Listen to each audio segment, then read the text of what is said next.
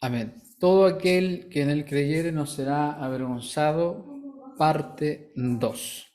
Hemos leído, ¿cierto?, la lectura bíblica. Estamos en el libro de Romanos.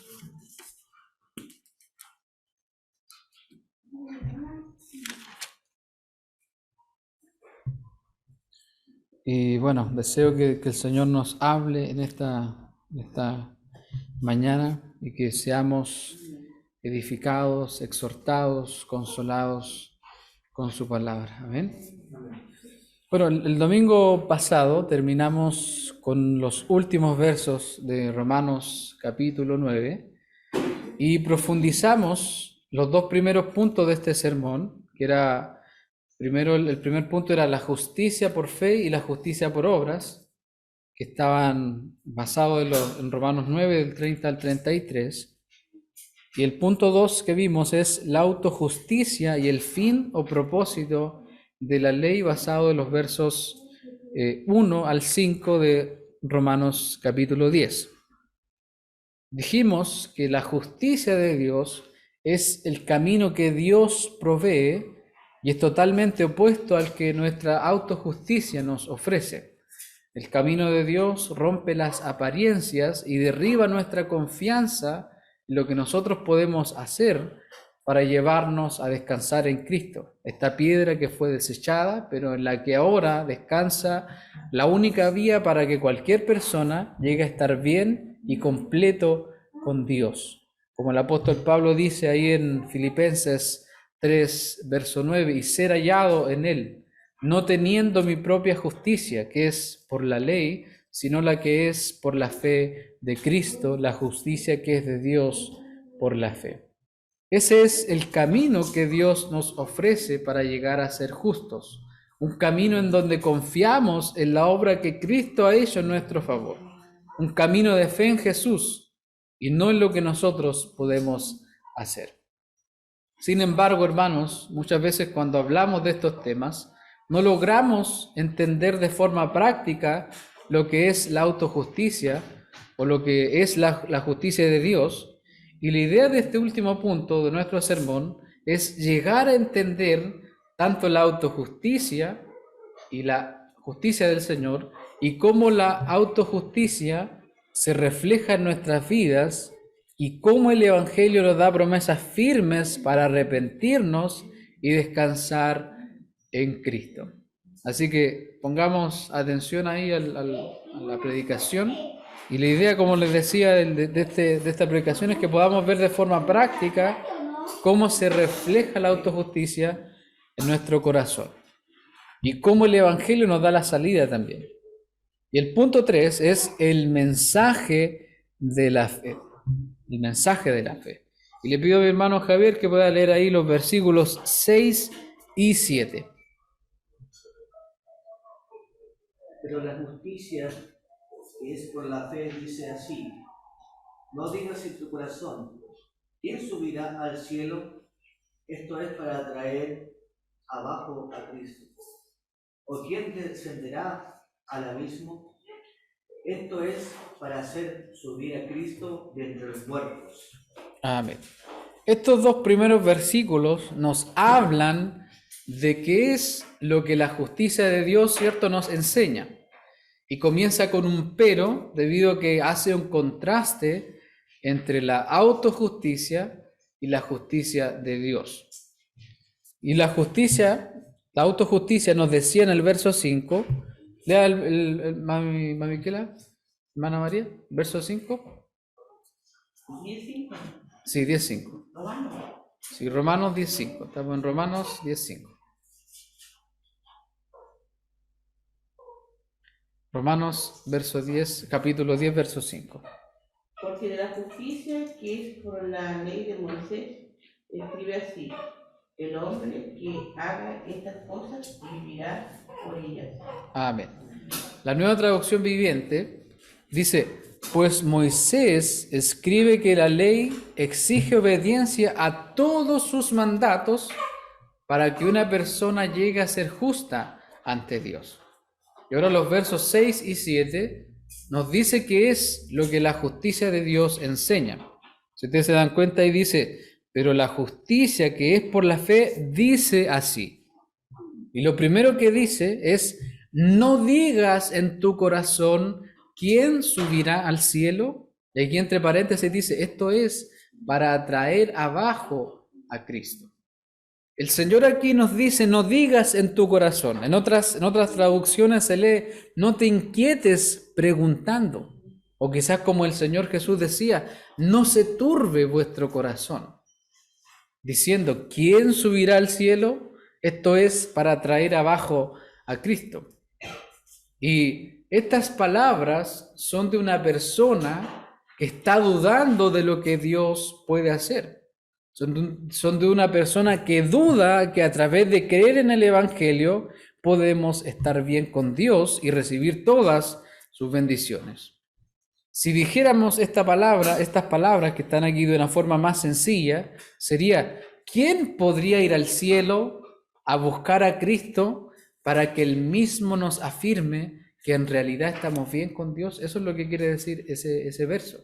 Básicamente es un corazón que duda de la obra de Cristo, que duda que Cristo haya cumplido todo para que nosotros hoy estemos bien con Dios.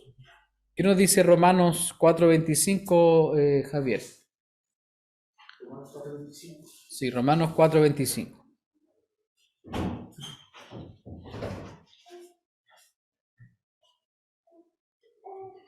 El cual fue entregado por nuestras transgresiones y resucitado para nuestra justificación. Amén. Luego de resucitar el Señor y pagar por nuestros pecados, el Señor ascendió al cielo y se sentó a la diestra del Padre como símbolo de que ahora nosotros podemos descansar en Jesús. Sin embargo, aún hay corazones que necesitan que alguien vaya al cielo a ver si eso es así, o que traigan a Cristo acá para ver si realmente estamos bien, nos falta algo más por hacer. Esa es la idea de lo que este versículo nos está planteando.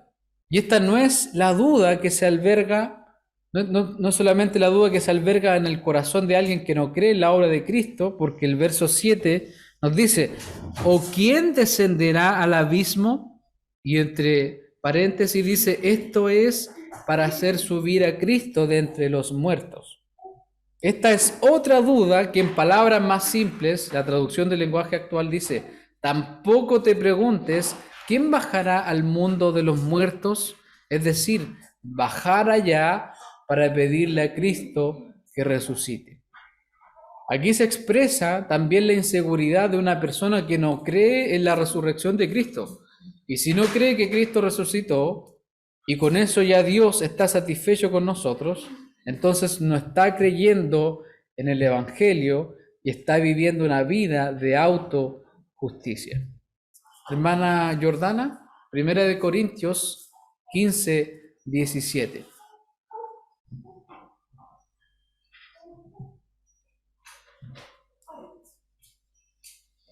1 Corintios 15:17. Y si Cristo no resucitó, vuestra fe es vana, aún estáis en vuestros pecados. Amén. Hermanos, en realidad ninguno de nosotros quizás ha dicho en su corazón quién subirá al cielo, ¿cierto? O quién descenderá al abismo. Pero estas dudas son inseguridades, hermanos, que ocurren en nuestro interior más a menudo de lo que nosotros pensamos. Y ni siquiera nos damos cuenta, pero la luz del Evangelio nos alerta cuando estas cosas están ocurriendo en nuestra vida y en nuestro corazón. El versículo que nuestra hermana leía decía, si Cristo no resucitó, tu fe es vana y sigues en tus pecados. Y yo les hago una pregunta, hermanos. ¿Acaso cuando dejamos de creer y aplicar el Evangelio en nuestra vida diaria, el pecado no comienza a crecer en nuestro corazón? ¿La ha pasado eso a usted? Cuando dejamos de creer en el Evangelio, cuando dejamos de aplicar el Evangelio a las áreas de nuestra vida, ¿qué es lo que empieza a pasar? Comienza a crecer el pecado en nuestro corazón. Y nuestro gran problema de hoy en día es que creemos mentalmente el Evangelio, Creemos, ¿cierto?, en las 5 solas, en las doctrinas de la gracia, pero nuestro corazón muchas veces está engañado descansando en la autojusticia. Y algo que el Señor me llevó a pensar estos días es que en verdad ninguno de nosotros quisiera cumplir toda la ley para estar bien con Dios. Ninguno de nosotros en realidad quiere hacer eso. Porque nuestro corazón, hermanos, es tan engañoso que creyendo que con hacer un par de cositas para Dios, ya estamos bien con Él. Pongamos atención acá, hermanos, al mensaje, ¿ya? Creyendo, hermanos, que con hacer un par de cositas para Dios, estamos bien con Él y descansamos en nuestras fuentes falsas de justicia. Descansamos en cualquier cosa menos en lo que Cristo ya ha hecho por nosotros. Y veamos, hermanos, una lista de cosas que hacemos, decimos y vivimos que reflejan cómo nuestro corazón está muchas veces más en la autojusticia que en la verdadera justicia de Dios. Y aquí tenemos una lista que yo saqué de un tema que hablamos hace tiempo y agregué otras cosas más. Y el primero, la autojusticia laboral. La autojusticia laboral dice, soy una persona que trabaja mucho y bien, así que Dios me recompensará. Una autojusticia familiar, porque hago las cosas bien como padre de familia, soy más espiritual que otros padres que no pueden controlar a sus hijos. Una autojusticia teológica. Tengo una buena teología, Dios me prefiere más que aquellos que tienen una mala teología. Una autojusticia intelectual. He leído más libros, me expreso mejor, que soy más culto que otros, lo cual evidentemente me hace superior. Una autojusticia de horario. Soy autodisciplinado y riguroso con mi gestión del tiempo, lo cual me hace más maduro que otros.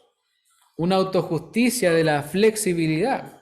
En un mundo tan ocupado, yo soy flexible y relajado. Siempre tengo tiempo para otros. A los que no son así, debería darles vergüenza. Una autojusticia de la misericordia. Tengo cuidado de los pobres y desvalidos de la manera en que todos deberían hacerlo. Una autojusticia legalista. Yo no bebo, ni fumo, ni juego, ni ando con la clase de personas que hacen estas cosas. Hoy en día hay demasiados cristianos que no se preocupan por la santidad. Una autojusticia financiera. Manejo el dinero sabiamente y no tengo deudas. Dios me bendice con el dinero que tengo. No soy como esos cristianos materialistas que no controlan sus gastos.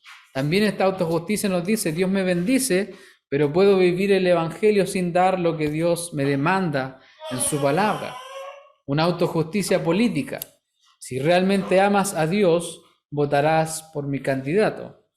O votarás apruebo o votarás rechazo, que hoy día ya empezó la batalla del apruebo y el rechazo.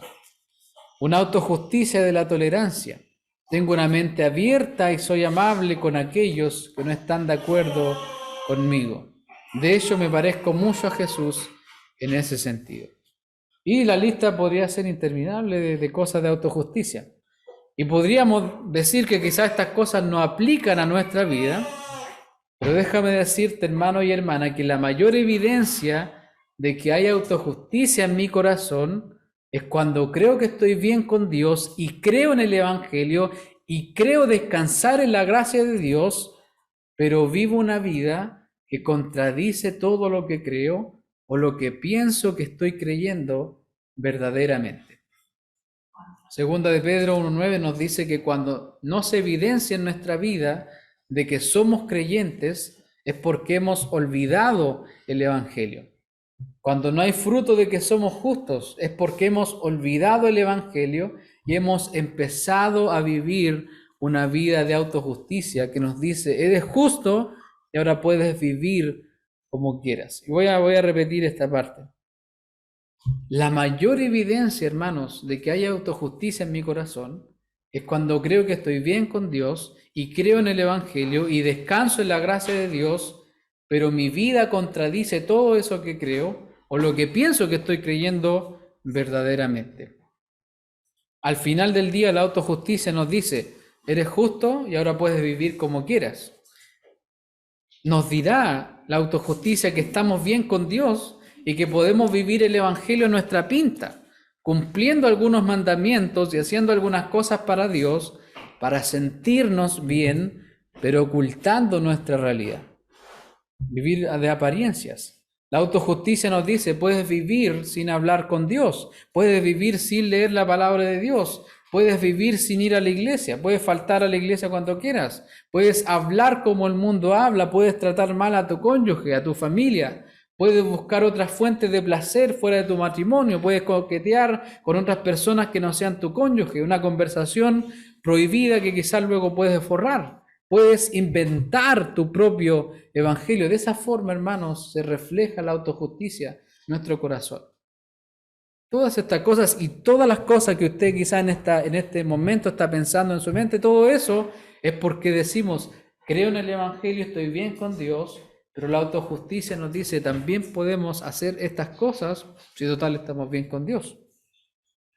Hermanos amados, la autojusticia está más arraigada en nuestro corazón de lo que nosotros creemos. Es por eso que necesitamos hoy urgentemente que Dios nos hable con su evangelio y despierte nuestro corazón que está engañado con el fin de que nos arrepintamos de toda autojusticia que hay en nuestro interior. Porque vivir en autojusticia es como estar casado y seguir pensando en el ex. Es como servir a dos señores. Es como intentar amar a Dios y amar el pecado al mismo tiempo. Es imposible. Si Jesús pagó nuestra deuda eterna en la cruz, es para ser justos que caminen en justicia y rectitud. No para hacernos justos, pero que viven una vida de trampa, de triquiñuelas y de libertinaje, como dice 1 Pedro 2:16. Como libres, pero no como los que tienen la libertad como pretexto para hacer lo malo, sino como siervos, como esclavos de Dios. Es por eso, hermanos, que esta mañana tenemos estos versículos que nos quedan aquí del 8 al 11, que nos recuerdan las verdades gloriosas del Evangelio que nos ayudarán a arrepentirnos de nuestra autojusticia que nos lleva a vivir una vida como nosotros queramos. ¿Y qué nos dice el verso 8, hermana María? Más, ¿qué dice? Cerca de ti está la palabra en tu boca y en tu corazón. Esto es la palabra de fe que predicamos. Amén. El verso 8 nos dice en palabras simples que el camino de Dios que nos lleva a ser justos es simple. No hay que preguntarse quién irá al cielo o quién bajará al abismo, porque dice que cerca de ti está la palabra, en tu boca y en tu corazón. Es decir, el mensaje de la fe es accesible para todo aquel que lo necesite, para los que no creen y para nosotros los creyentes. Porque recuerda que el Evangelio no es el punto de partida solamente, es la entrada y es el camino que debemos seguir y es lo que nos lleva a arrepentirnos de toda nuestra autojusticia, de todos los caminos alternos que pensamos que a Dios le agradan. Y esta es la palabra de fe que predicamos. ¿Cuál es esa palabra de fe? Que si confesares con tu boca que Jesús es el Señor y creyeres en tu corazón que Dios le levantó de los muertos, serás salvo. Y aquí no está hablando de repetir una oración ni nada de eso, sino que nos habla de la obra del poder de Dios en nuestro corazón, que solo lo puede hacer por medio de la predicación del Evangelio. De eso está hablando aquí este texto. ¿Qué nos dice 1 Corintios 1:21, hermana Jordana? 1 Corintios, capítulo 1, verso 21. Pues ya que la sabiduría de Dios, el mundo no conoció a Dios, mediante la sabiduría agradó a Dios salvar a los creyentes por la locura de la predicación. Amén. Cuando Dios salva a un creyente, le da fe en el corazón para que pueda creer y confesar que Jesús es el Señor. Y la mayor evidencia, hermanos, de que alguien ha sido salvado es que no deja de creer y no deja de confesar que Jesús es el Señor y que por su resurrección hoy es salvo. Un verdadero creyente no deja de creer, no deja de confesar que Jesús es su Señor, no deja de creer en la resurrección de Cristo. Hay muchos que han hecho una confesión de fe, pero es una confesión de fe falsa, porque al otro domingo, a los otros meses, ya no siguen creyendo y confesando que Jesús es el Señor. ¿Por qué? Por lo que dice el verso 10, porque con el corazón se cree para justicia, pero con la boca se confiesa para salvación. Cuando Dios nos salva, hermanos, nos da un corazón nuevo para creer y ser justificados y aceptados delante de Dios. Y eso se evidenciará confesándolo con nuestra boca y con nuestra vida. Vuelvo a repetir, aquí no está hablando de repetir una oración, sino que está hablando de cómo luce la vida de un creyente que confía en la obra de Cristo. Los hermanos de esa época que eran perseguidos y la iglesia en la actualidad que sufre persecución entienden mucho mejor este texto, porque en el momento de la persecución en donde nuestra fe puede flaquear, vemos ejemplos en la Biblia y en la historia de hombres y mujeres que aún en los momentos más difíciles siguieron confesando a Cristo como su Señor. Porque si a nosotros nos pusieran una pistola en la cabeza y nos dijeran, niega tu fe o te mato, nosotros deberíamos negar, nosotros deberíamos, ¿cierto?, decir, Cristo es mi Señor y que nos maten. Eso es lo que un verdadero creyente hace. Pero también, hermanos, vemos otros ejemplos donde hubo creyentes que negaron al Señor. Sí, eso ocurre. Y aquí tenemos un ejemplo en la Biblia. Vamos aquí a Mateo. Acompáñenme a Mateo capítulo 26.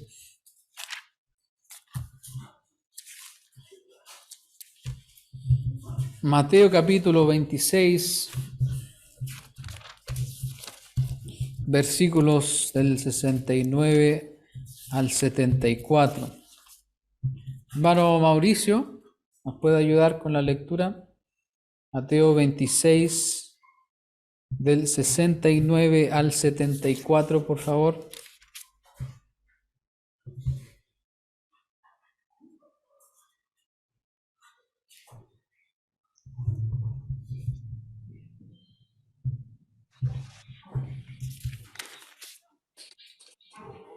¿69 al 74?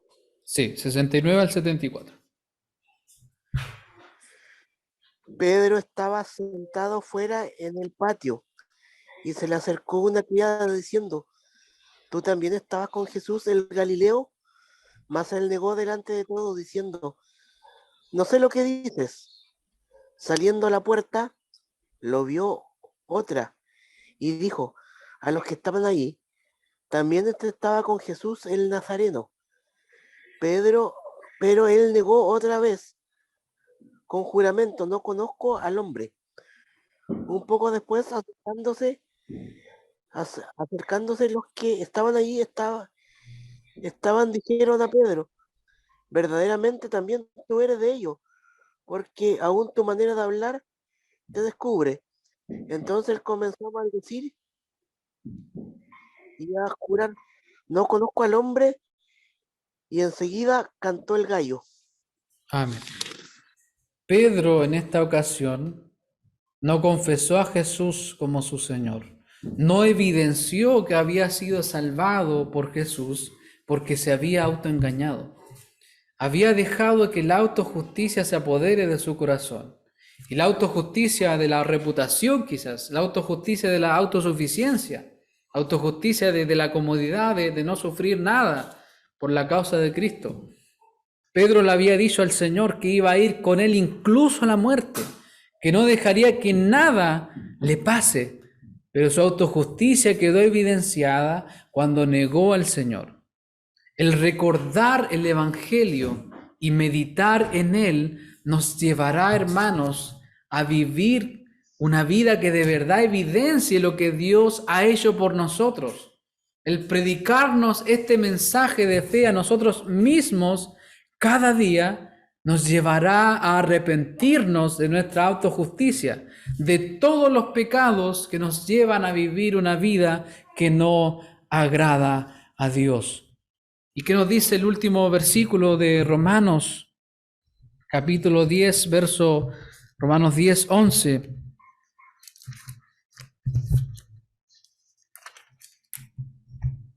Pues la Escritura dice, todo aquel que en Él creyere no será avergonzado. Aquí está, hermanos, la esperanza del Evangelio que hoy debemos aplicar al corazón. Ya no podemos seguir viviendo en nuestra autojusticia. Necesitamos arrepentirnos hoy de nuestro pecado y aferrarnos a esta promesa que está aquí, que el Señor ya nos había hablado ahí en Romanos 9, 33, donde decía, he aquí pongo en Sión piedra de tropiezo y roca de caída, y el que creyere en él no será avergonzado. Y ahora el Señor nos está repitiendo esto mismo, pues la Escritura dice, todo aquel que en él creyere no será avergonzado.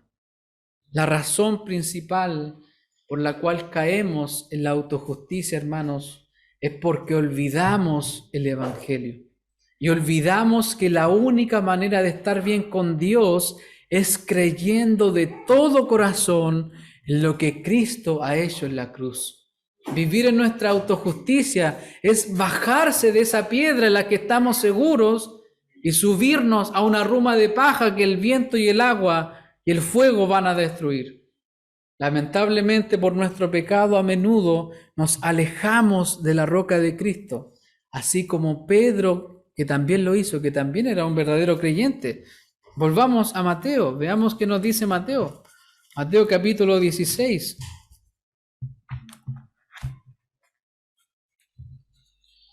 Mateo capítulo 16.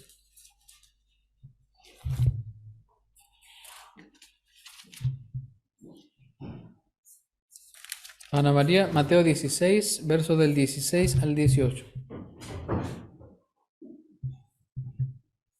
Respondieron Simón Pedro, dijo, ¿tú eres el Cristo, el Hijo del Dios viviente? Entonces le respondió Jesús, bienaventurado eres Simón, hijo de José, Jonás, porque no te lo reveló carne ni sangre, sino mi Padre que está en los cielos. Y yo también te digo que tú eres Pedro, y sobre esta roca edificaré mi iglesia, y las puertas del Hades no prevalecerán contra ella. Jesús, con esas palabras, le había afirmado a Pedro que su fe estaba segura en él, que nada podría pasarle, pero como vimos anteriormente, Pedro decidió por un tiempo dejar que la autojusticia subiera a su corazón.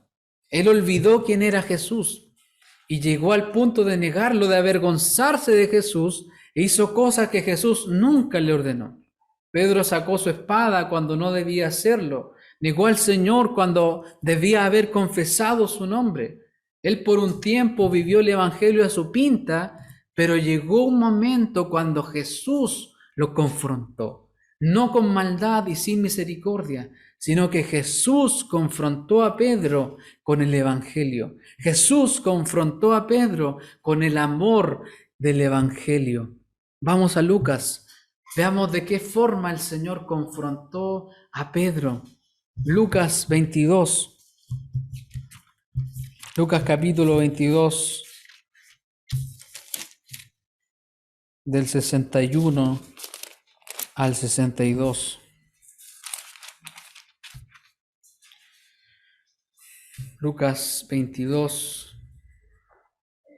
Voy a leer el 60 igual porque también está hablando de la negación de Pedro. El 60 dice, y Pedro dijo, hombre, no sé lo que dices. Y enseguida, mientras él todavía hablaba, el gallo cantó. Y fíjense, hermanos, lo que dice el verso 61. Esto es algo hermoso. Entonces, vuelto el Señor, miró a Pedro, y Pedro se acordó de la palabra del Señor que le había dicho: antes que el gallo cante, me negarás 3 veces. Y Pedro, saliendo fuera, lloró amargamente. Jesús, hermanos, con esa mirada, con lo que dice aquí, entonces vuelto el Señor miró a Pedro. Jesús, con esa mirada, le recordó el evangelio a Pedro. Y Pedro, en lugar de ir a suicidarse o hacer otra locura, lo que hizo fue llorar amargamente por arrepentimiento. Jesús, con esa mirada, le estaba diciendo a Pedro: yo soy la piedra que los edificadores desecharon. Yo soy la piedra que hace que tu fe esté segura. Yo soy la piedra que da su vida por ti. Yo soy la piedra que resucita por ti. Yo soy la piedra, y todos los que creen en mí no serán avergonzados. Jesús, hermanos, nos está mirando en esta mañana con su mirada de amor. No salgamos corriendo como si nada hubiera pasado. Arrepintámonos hoy día de nuestras autojusticias, de vivir el evangelio como nosotros queremos, y abracemos el evangelio de nuevo. Aferrémonos a esta roca de salvación, pues la Escritura dice: todo aquel que en él creyere no será avergonzado. Amén y amén. No rechaces, hermanos, en esta mañana la mirada de Jesús, que te dice: vuelve a abrazar el evangelio, deja de vivir el evangelio a tu pinta y aférrate a mí y vive de acuerdo a lo que yo te digo en mi palabra. Oremos al Señor.